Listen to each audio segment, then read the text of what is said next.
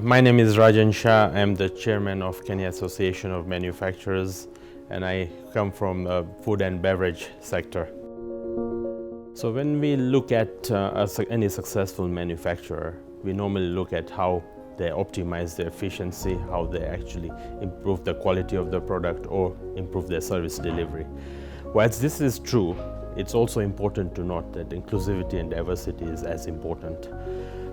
When we talk about industrial growth, women should remain at the center of the subject.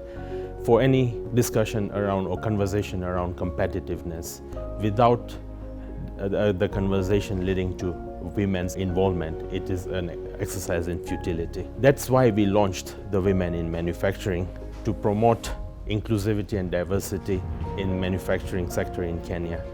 I'm also proud to say that as the Kenya Association of Manufacturers, we now employ more than 60% of women as part of our workforce.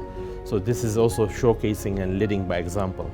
Research has shown that organizations where there is gender diversity at an executive team normally have a higher profitability than its industry peers.